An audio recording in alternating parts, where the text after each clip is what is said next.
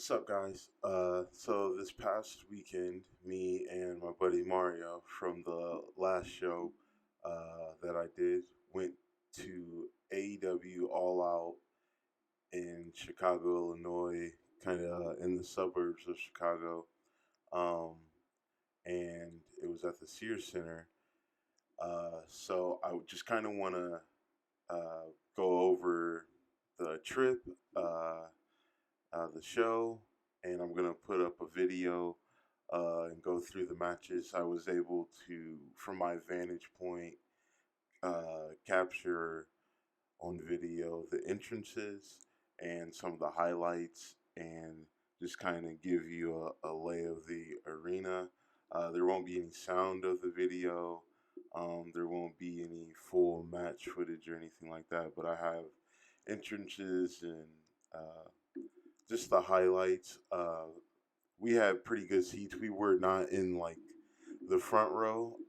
Kind of glad we weren't, but we were still close enough to clearly see the match, see what was going on.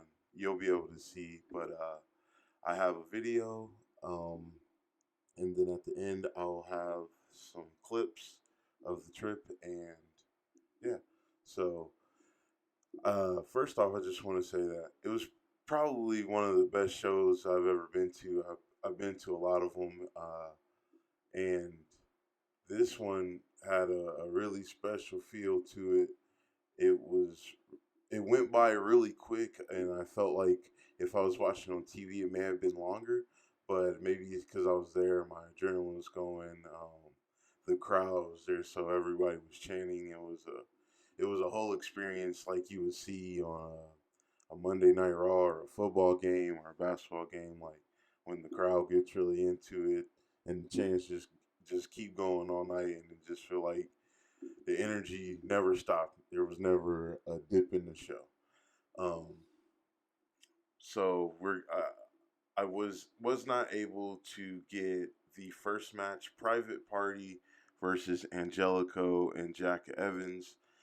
Uh, I have previously seen Angelico and Jack Evans on other programming. I have not had a chance to see Private Party, and that match blew my mind like out of the water for what like tag team division could be for AEW. It really feels like with their duo, two man tag, trio, three man tag, like a SCU, and then they are doing what WCW did in a way in the '90s with the luchador wrestling.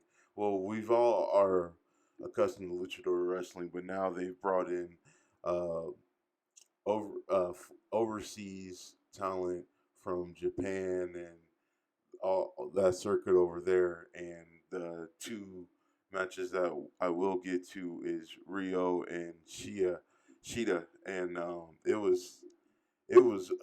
was kind of like witnessing Dean Malenko, Eddie Guerrero. Not saying the caliber, just how they were in the early years. It was just a great match all around. It told a story. It didn't need as much flair or flash as other matches that we do or do not appreciate sometimes. But I just thought it was a overall just solid match. And there was about five or six of them that were just straight up just matches. There was no gimmicks. There weren't any nothing joking or anything, or and not that AEW is so, but we've all seen those matches. But from top to card, every match got a solid amount of time for the wrestlers to showcase what they have and what they can do. But I was not able to capture those entrances or the highlights. That was on the buy-in pre-show. Um, and so was the women's casino battle royale. I was not able to capture that, but Nyla Rose was the winner in that match, and deservedly so. It was pretty fair sided all around. As I'm looking at the names, we had the of just a few, just some of the few, because they did it in a very unique way where um, each it was like cards, and each card that was played, it was a group of female wrestlers that would come out. So four or five, and they did that about three or four times, and they started with an original group, and Nyla Rose was in that original group, so she eliminated like Britt Baker, Jazz, Sadie Gibbs, Teal Piper, Big Swole, ODB was there. So it was Awesome Kong. But all the ones from the first group, not necessarily all the ones on that list, were eliminated. And Nyla Rose was the one that survived. It actually ended up winning the Women's Battle Royale, Casino Battle Royale. And when I tell you that these women can go, man, it's a beautiful thing. Um, there was a time when this was not a thing that was going to be able to happen, and I'm glad all that changed because of a lot of women. I don't think it's just the women in WWE or NXT. I think it's a collage of them. It's because there's so many women that it's kind of like how the UFC now is finally got like a healthy woman's like all caliber women that can just go in and just show their ass, just put it that way. And um, right now, I think women's wrestling is still in the infancy period where there's equivalency to just the Ronda Rousey, Misha Tate, Amanda Nunes, Chris Cyborg. So there was five or six just really dominant women back then, but now it's even more so. And I think now there's just as many, but they're all in so many other companies. We got the Tessa Blanchards of the world. We got the women in WWE. We have the women from the Casino Battle Royale. So it's a lot of Jordan Grace. It's a lot of women in TNA and stuff. So they're finally being able to showcase everything the way that the men are. I would say, and that's a great thing because instead of having it just showed that they match the men talent with the women talent, because in WWE we seen too often when there was just battle royales two and three times over and it's just men, on the same card, and it's just like we get it. Like there can only be so many Royal Rumbles and Battle Royales on one pay-per-view, and it's good that they were able to showcase that there was a lot more women. Brandy Rose was in there too. I got she she on the captain's team. So, but yeah, that was a great match too. I wasn't trying to capture too much footage around them because I really wanted to sit down and get adjusted and watch the first two matches, and then I started to get rolling. So with that being said, uh, I have the first match I want to go over is Luchasaurus, Jungle Boy, and Marco Stunt versus SCU. And as you'll see here, uh, SCU comes out first. I was able to capture going back from, so if as as you can see, I'm directly like on the opposite end of the entrance. So I was able to capture what you guys would see at home if you were watching the pay-per-view, what I was seeing in the ring, and then also the mini Titantrons, or I mean they're big, but the two side Titantrons on the side.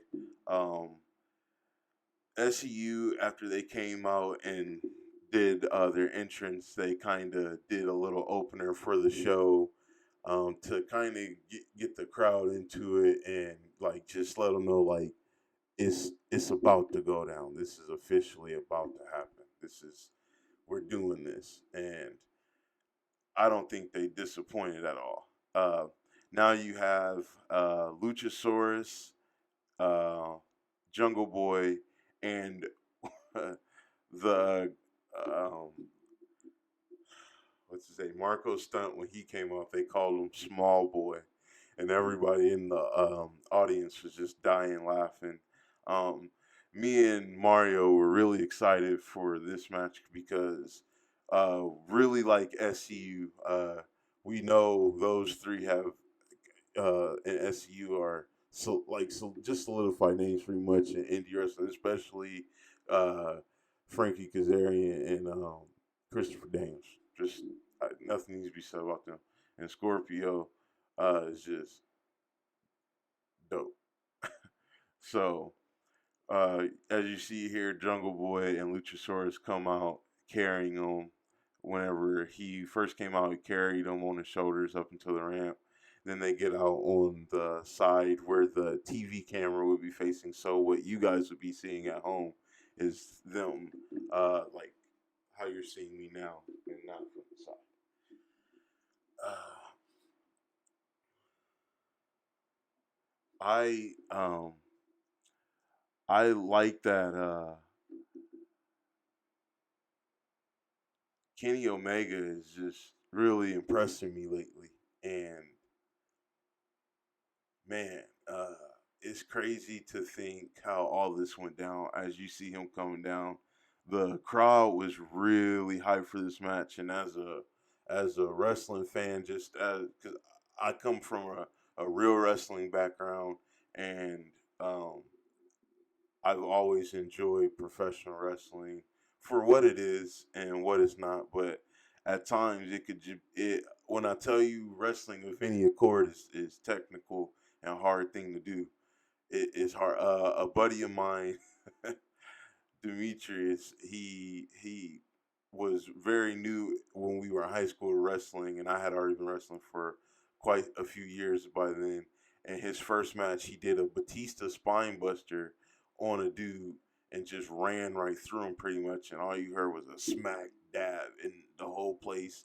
Other matches kind of just stopped, and all you heard was whistles come. So, in that saying, you can't do that at all.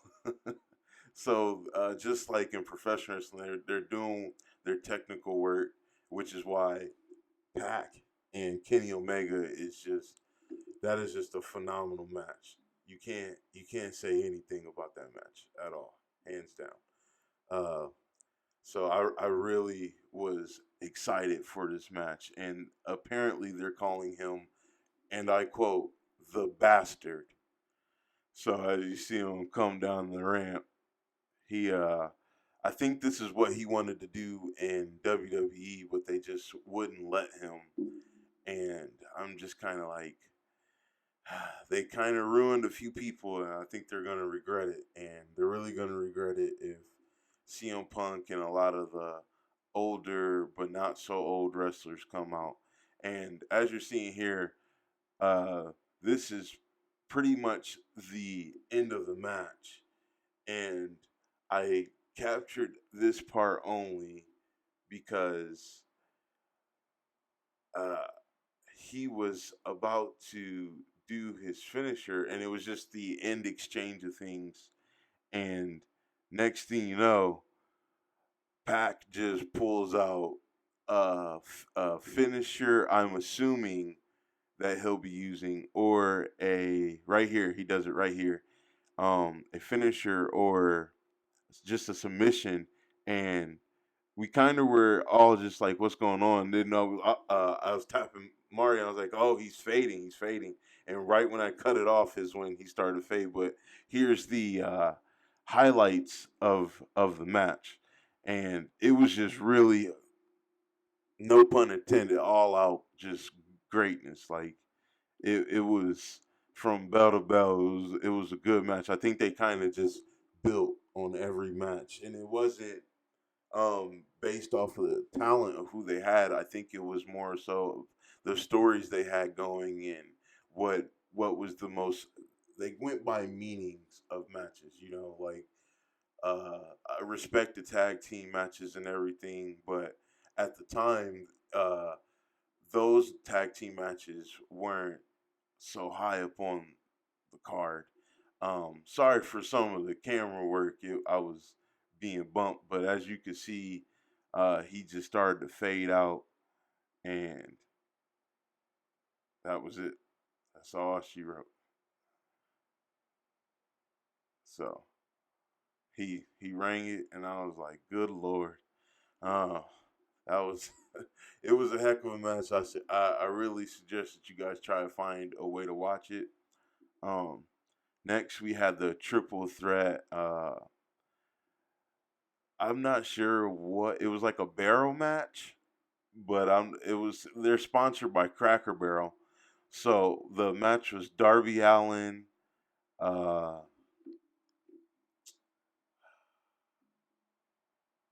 Jimmy Havoc, and Joey Janela.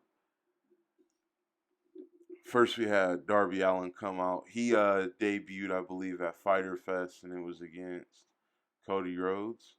I know it was against Cody Rhodes. I'm thinking it was against. I mean, not against. I was thinking it was at Fighter Fest. I believe so.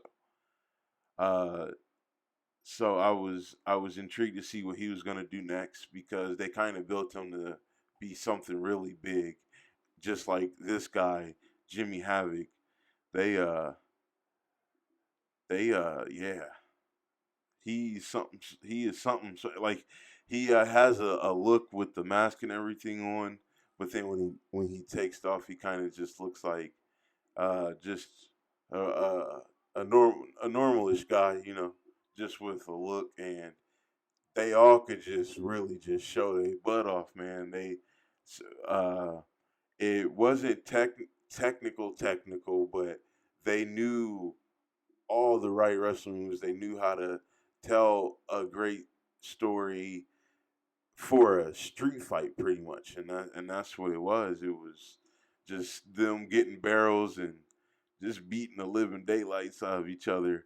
It was kind of funny because at some point in time, there was a Cracker Barrel chant, and it kind of just was a testament to how like good they they put a gimmick for their sponsor, and it was funny because they actually used some of the barrels even though they were empty. But I'm not sure what kind of barrels they were. I'll get a barrel guest on one day, and maybe they can tell me the densities, or I could just look it up and get back to you guys. But um, uh, as you can see here, these are the highlights. Um, it was yeah. The first thing he did was pull out a staple gun, Jimmy Havoc, and he just stapled himself twice, and we all just lost it. He threw the Mario said, "I don't care about this match unless they throw some biscuits," and 5 minutes later, there are some biscuits. So it was proper marketing. It was proper product placement, if you will, everywhere. So and that was it. One, two, three, and was out of there. I'm excited to see what they do with Jimmy Havoc. I think he can really put on heck of good matches. His gimmick isn't really silly, so I'm excited to see what they do with him. I know Darby Allen is probably a guy of the future for them. So, and I know Joey Janela is probably just happy to be there and being along the ride of that experience because that's a guy that they brought in. Um, the next match is just a traditional two-man tag team match. Uh, Really interesting guys, these dudes. The Dark Order. So it's like a bigger, as you can see, a bigger guy, and then a more in shape. I'm not sure what their names are. I'll have to look them up and tell you guys at a later date. But I've only known them as the Dark Order. But the thinner guy, he can he got some moves on his repertoire that's insanely dope. I wonder if eventually one day he'll go out of this and kind of do a singles run and maybe see if he got some mic skills and how he puts it all together. The big guy though, he got it. He got it. He don't even need to do nothing. He could just continue to just get better. But he's doing like he was very showmanshipy. He can go, he can work.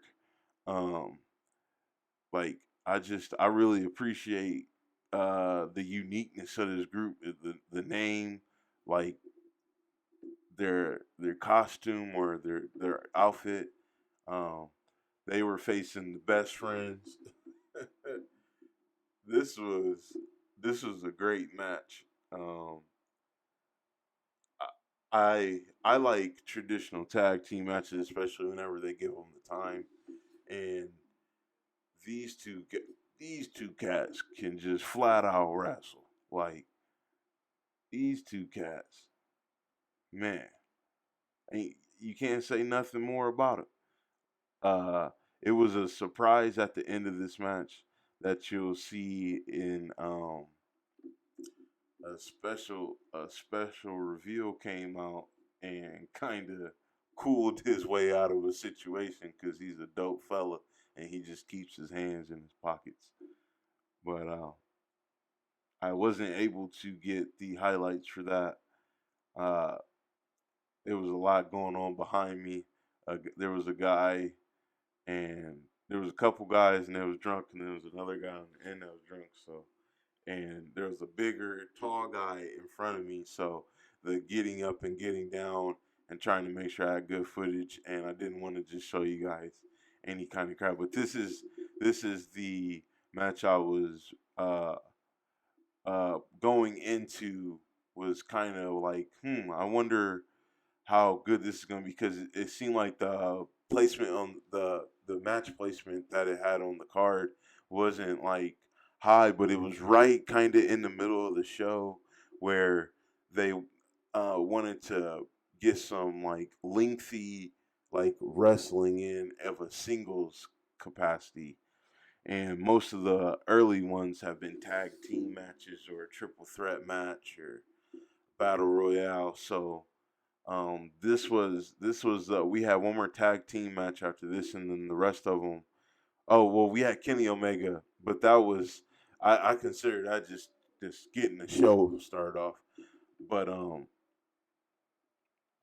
this match was so good with Riho and Sheeta. Um, they just to me gave me that old school vibe. Excuse me.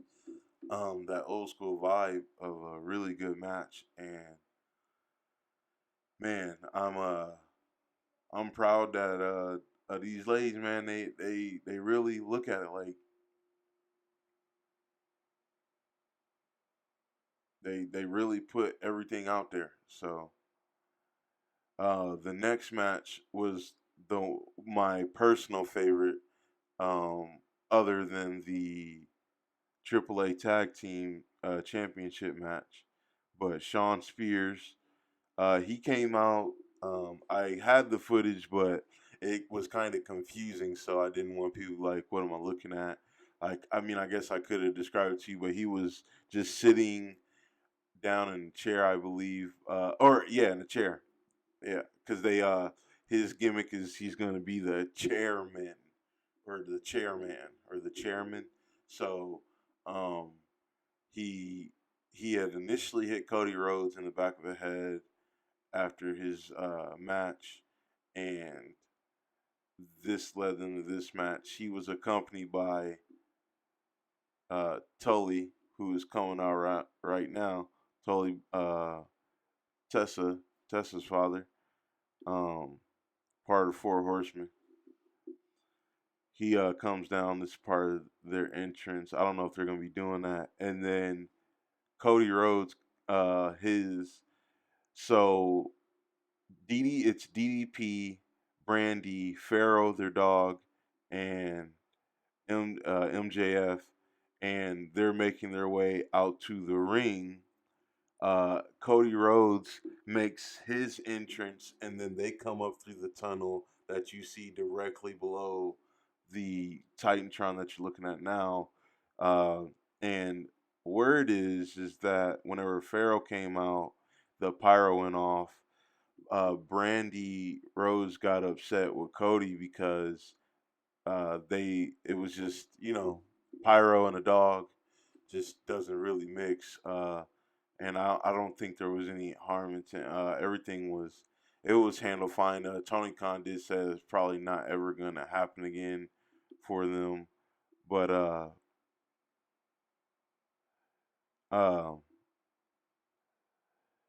yeah. So I was really excited for this match going in,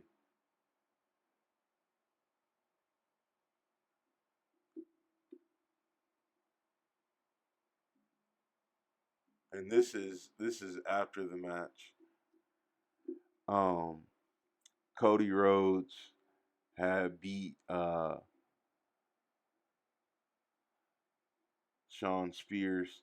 I'm sorry, I'm getting distracted because I'm watching along with you guys, and throughout the match, MJF was just kind of teasing his eventual heel turn, where he like turns on Cody Rhodes and becomes even more of a great heel that he is now, but he never did, and Cody Rhodes kind of eventually got on the turnbuckle, and they showed the highlights of the match as you can see here.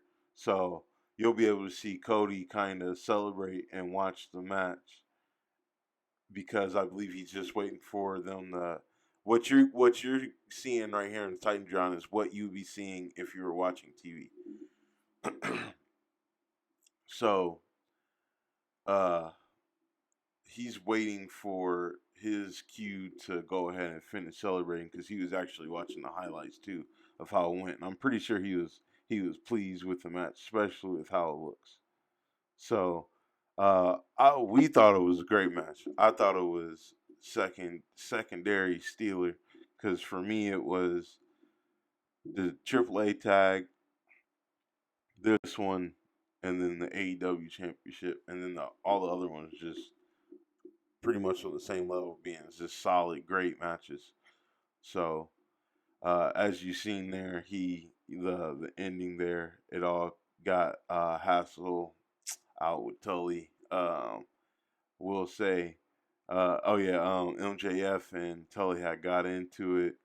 Then he got kicked by Sean Spears. Then Double A Arn Anderson came in and gave him the Double A Spine Buster, patented by Double A.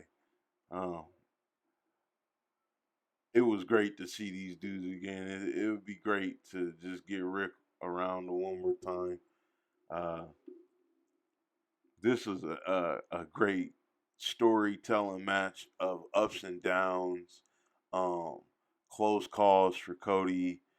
Just um, yeah, they. I think they're going to do big things with Sean Spears way more than WWE sadly ever did. Even though the 10 gimmick was really over, and I think they could have did something with that too, similar to this, but they all kind of blew that. So uh, what you're seeing now though is the Lucha Brothers come down, and this was a hot match on our radar. Me and Mario's. This is the one that we was waiting all night for, and it didn't disappoint. I'm gonna tell you guys now. People was sitting up and down, so I tried to get the best I could with certain things. I know I'm pretty sure I got the highlights of this one up, but it was a phenomenal match. Uh, there, I appreciate all these entrances because they were all kind of had their own sort of vibe and feel, and they didn't take super long. Like what you guys are seeing now, and all these things are not. edited in any way, which is why they're kind of just raw footage of stuff. But the young bucks right here climbing up on the ladder before they came out. Um, the entrances weren't as long as they would be in WWE, and I kind of appreciate that because kind of getting lost in entrances and all the extra stuff. The money was shooting out of the cannons. It was hilarious because when the show started, there was two security guards that were kind of picking up the money, trying to see what it was because I'm pretty sure they're probably not wrestling fans, or they just haven't heard of the Young Bucks. But yeah, once again, this here's the footage from this match. So uh, this match just didn't disappoint, man. Um, I was really happy with this match. It was they used the ladder so much. I know after the match, the Bucks the wife of one I think Nick, maybe I think it was Nick. His wife ran up to him and was just like, "Call your mom, call your mom, call your mom," and I was just like, "Wow." Um, they really did go through. It was a it was a grueling match. Right there was a bad one in particular. Him tripping over the rope and like landing kind of just awkwardly on that table, and we all kind of just like we hope he's okay because it was just a scary moment. And the team that kind of did show out more, you see him right here. Lucha Brothers. That's pretty much my new favorite tag team. And then LAX made a surprise afterwards and pretty much just attacked everybody and kind of put themselves on notice. Uh, Sorry for this beginning part. Um, Hangman Adam Page comes out. He's in a he's riding a horse, and they had all this cleared. They had the proper people there. The horse was not around whenever the pyro went off for the Cody Rhodes match. Like not even in the building. So I'm pretty sure they had it outside, like more so in the elements, and just held it backstage. And I'm pretty sure like the horse was just in and out. Situation. So wasn't no endangerment to there was no endangerment to the animal. Um, I liked his entrance because they gave him a special entrance, and it wasn't anything super complex. Like I'm sure it was like what $100, maybe even just maybe not that, because I'm probably sure it costs money somewhere down the line, but I'm sure those people were just happy that they got to promote having a ranch or whatever it is that they did for those few seconds and be able to show off such a beautiful animal without like going and making it work like run, or how they go to the race and stuff and bet on the horses and all that. Chris Jericho is something special. He a treasure to the wrestling world over time.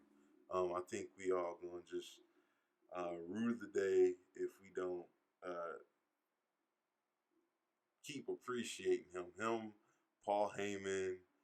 Um,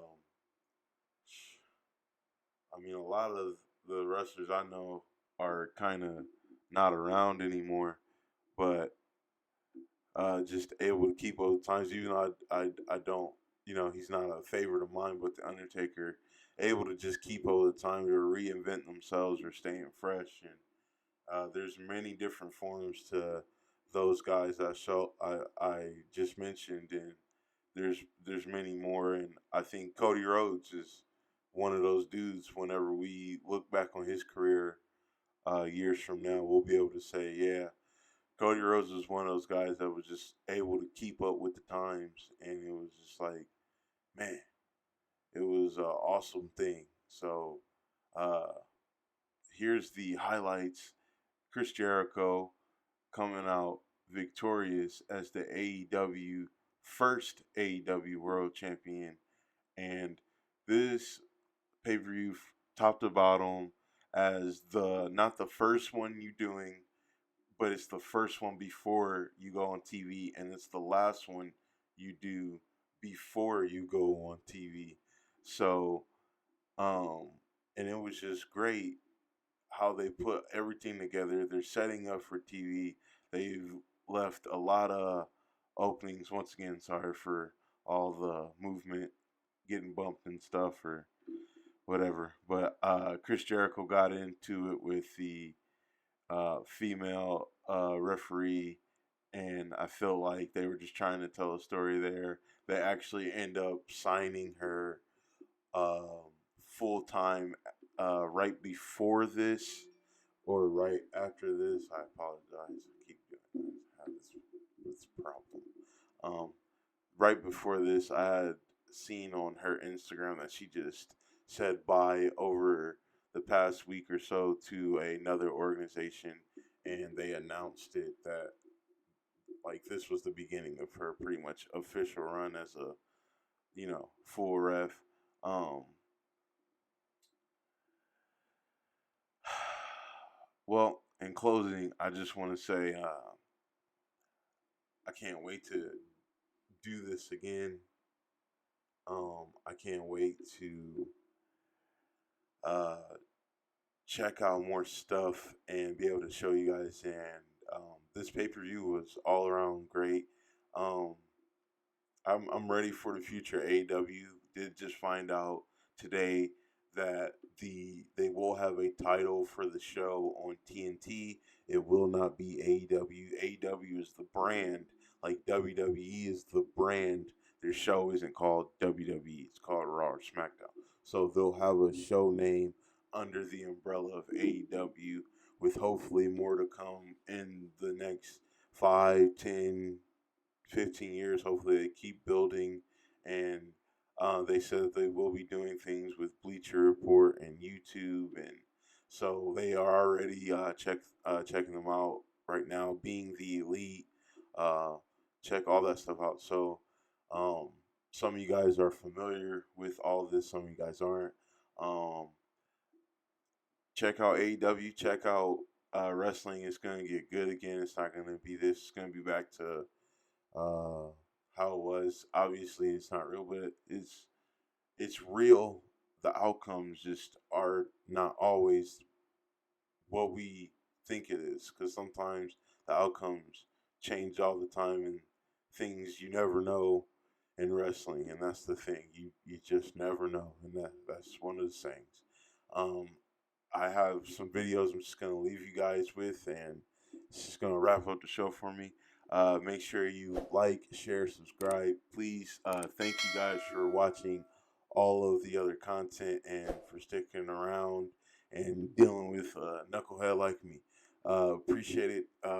Check out me in a few days, and I'll have another video up of another interview. Um, Check me out on Instagram. Just do your thing. You guys take it easy. Be safe out there.